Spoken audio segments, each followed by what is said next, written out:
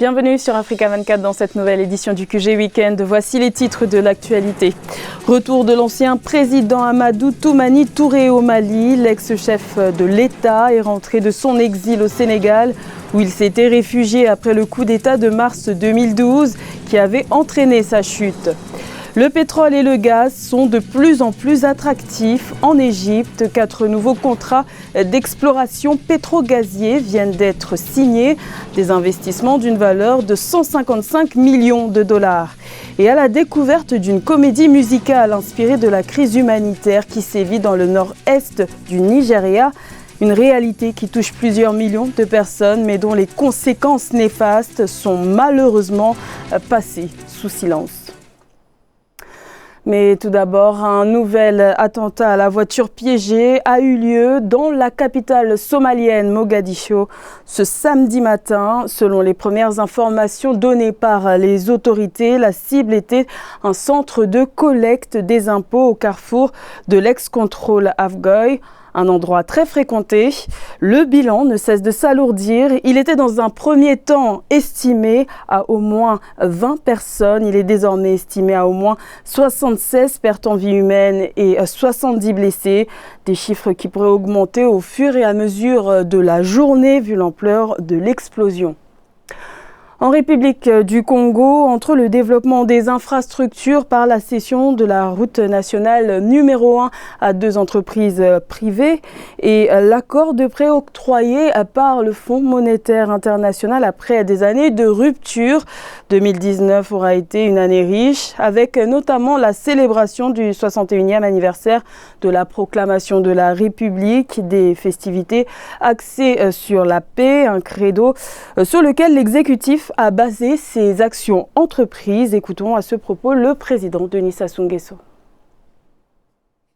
La paix a toujours été notre credo, car nous en connaissons le prix. Ici ou dans d'autres pays où nous avons été mis à contribution dans le cadre de la recherche de solutions au conflit. Sous nos yeux monte une génération de milliers de jeunes Congolais de moins de 30 ans. Ils n'ont pas connu les violences des années 90, ce qui, de toute évidence, éloigne notre pays de sombres et tristes souvenirs de cette douloureuse séquence de notre histoire moderne. Pourtant, nous avons d'impérieux devoirs, sans remuer le couteau dans les plaies, de les instruire sur ce que nous avons vécu, afin de les aider à mieux intérioriser l'importance et les bienfaits de la paix. Également dans l'actualité, les réactions se multiplient en Côte d'Ivoire après le mandat d'arrêt international émis le 23 décembre à l'endroit de Guillaume Soro. Les soutiens de l'ancien président de l'Assemblée nationale s'expriment et crient à la manipulation. L'opposition parle même de dérive dictatoriale pour qualifier ces poursuites judiciaires contre le candidat déclaré à l'élection présidentielle de 2020. Rappelons que la justice ivoirienne le soupçonne d'avoir préparé une insurrection civile et militaire pour s'emparer du pouvoir, avec notamment comme preuve un enregistrement sonore à charge datant de 2017, des accusations que l'intéressé exilé en Europe, faute d'avoir pu rentrer au pays, réfute.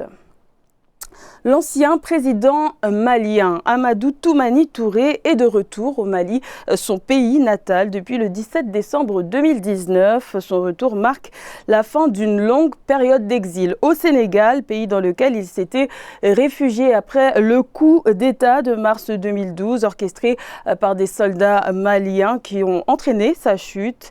Les putschistes ont voulu le punir pour sa passivité face à la situation au nord du pays. Reportage de notre correspondant au Mali, Mokhtar Bari.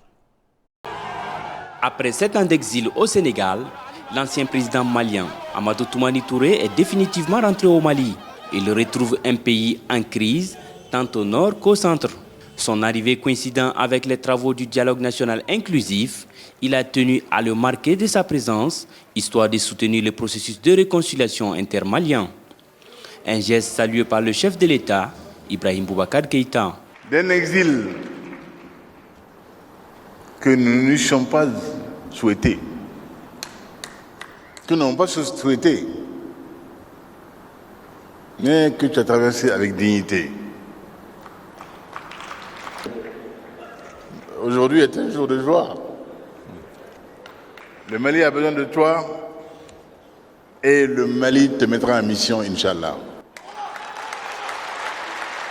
Polyglotte et proche des protagonistes dans les crises du centre et du nord, Amadou Toumani Touré est perçu par beaucoup de Maliens comme celui qui peut réconcilier les frères ennemis. Une de ses qualités, c'est qu'il a toujours joué le rôle de médiateur dans le conflit sur le continent africain et dans beaucoup d'autres pays. Moi, je pense qu'avec déjà ses expériences capitalisées en lui, donc il peut très bien jouer vraiment le rôle de médiateur dans les conflits intercommunautaires dans notre pays. Déjà, l'ancien président se rendra ce dimanche dans la région de Mopti, sa région natale, aux côtés du Premier ministre Boubou Cissé pour la célébration du cinquantenaire de la commune de Mopti. Nous restons au Mali pour découvrir une application mobile qui permet de faciliter les échanges entre clients et commerçants sans nécessairement savoir lire ou écrire. Il s'agit de l'Enali, une révolution numérique qui propose aux utilisateurs différents dialectes locaux, un réseau social en langue locale, un sujet de Ibayako. Ada Tembeli vend depuis plusieurs années ses fruits et ses légumes dans une rue de la capitale malienne, Bamako. Cette vendeuse de marché utilise souvent son smartphone durant la journée pour échanger avec des clients potentiels et tout ceci grâce à une simple application, l'Enali. J'ai installé l'application l'Enali car on y trouve le Bambara, le Soninké et presque toutes les langues du pays. Je ne suis pas allée à l'école, donc s'il y a du Bambara, je suis évidemment intéressée. Cette application développée en 2019 permet de commercialiser ses produits ou ses services auprès des clients analphabètes ou en tant qu'entrepreneur analphabète grâce à une commande vocale qui détecte presque toutes les langues et dialectes présents au Mali. Ada Tembeli attire donc des clients en envoyant un message en Bambara avec l'emplacement de son étal, ainsi que des photos des fruits et légumes qu'elle propose. L'Enali a été développé par un ingénieur informatique malien, Mamadou Gouro Sidibé. C'est-à-dire que l'Enali va être un réseau social, donc vocal en langue locale. Donc c'est dans cette optique-là, on a fait des guides vocaux, des instructions vocales en langue locale. Donc pour qu'ils puissent comprendre ce qu'ils font. Et jusqu'à arriver à un profil vocal. Ensuite, on peut faire des publications vocales, des commentaires vocaux et vraiment tout peut se faire dans l'application sans jamais avoir besoin d'écrire un seul mot. Avant une telle révolution numérique, la plupart des entrepreneurs locaux comptaient sur leurs proches et le bouche à oreille pour leur publicité. Désormais, ils peuvent attirer un plus large réseau de clients via l'application, une application gratuite et qui compte 73 500 utilisateurs. L'exploitation du pétrole et du gaz attire de nombreux investisseurs en Égypte. 4 nouveaux contrats d'exploration pétro-gazier ont été signés pour une valeur de 155 millions de dollars, ce qui porte à 103 le nombre de cessions de permis octroyés par l'État égyptien depuis juin 2019. Ange Noménio. Le marché du pétrole et du gaz reprend des couleurs en Égypte. 4 contrats d'exploration ont récemment été signés avec les bailleurs pour un investissement d'une valeur estimée à 155 millions de dollars. Ces nouveaux accords portent à 103 les cessions de permis opérées par le gouvernement depuis fin juin 2019. Maintenant, l'investissement en Égypte ne se fait pas directement pour créer des industries industrialisantes, mais il crée des ressources monétaires pour la Banque centrale. Donc il s'agit pour l'Égypte, au stade actuel, de remplir les trous qui existent actuellement dans leur système budgétaire. Grâce à sa politique de gestion, l'Égypte a rendu son secteur pétro-gazier encore plus attractif.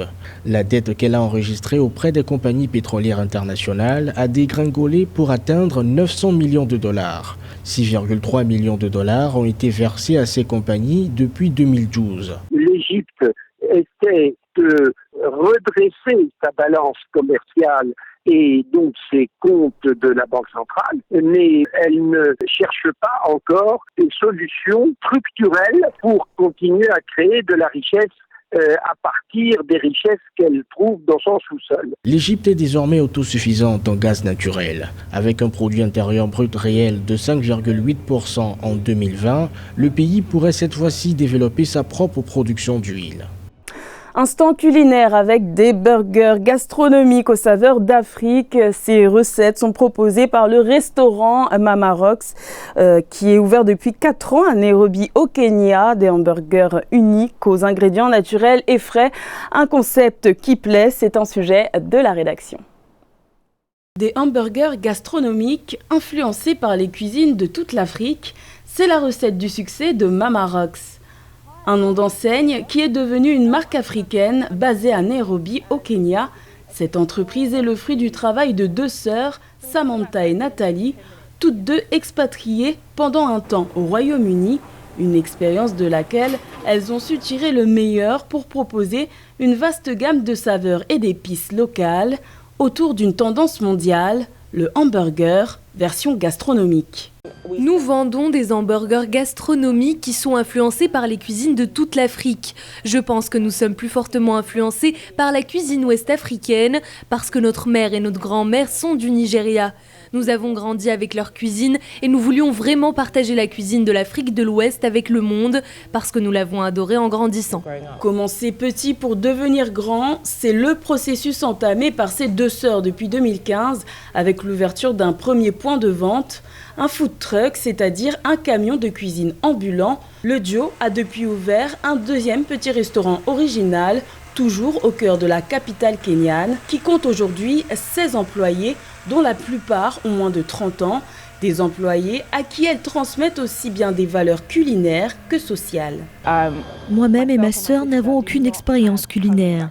Nous voulons que ce soit authentiquement africain et amusant. Et je pense que ce sont tous ces messages qui ont contribué à notre image de marque. Nous voulons que d'autres personnes s'identifient.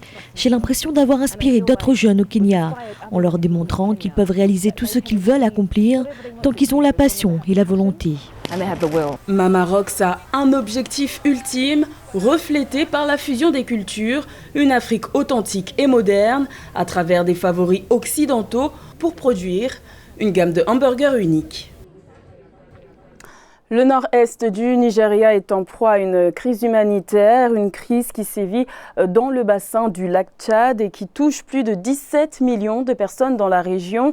Une crise qui a inspiré une comédie musicale à laquelle l'actrice Oluchi Odi a pris part. L'ensemble de la troupe fait plonger le public au cœur d'un terrible drame. Zara Mamenoutiu.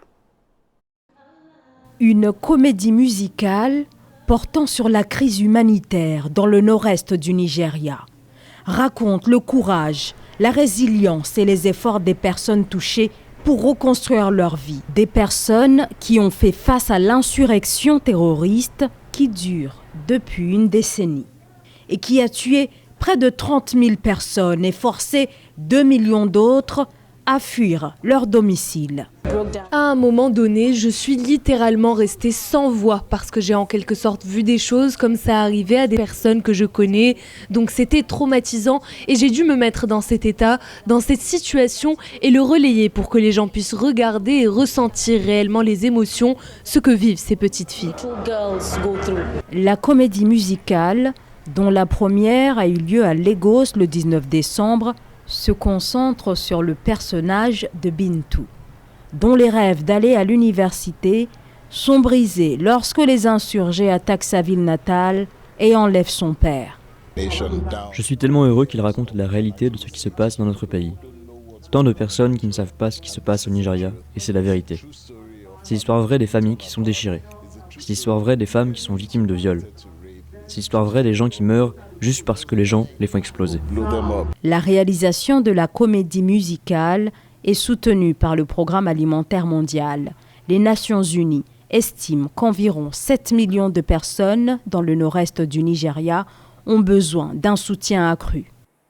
C'était le journal de la rédaction. Merci de votre fidélité. Restez sur Africa 24, l'information continue.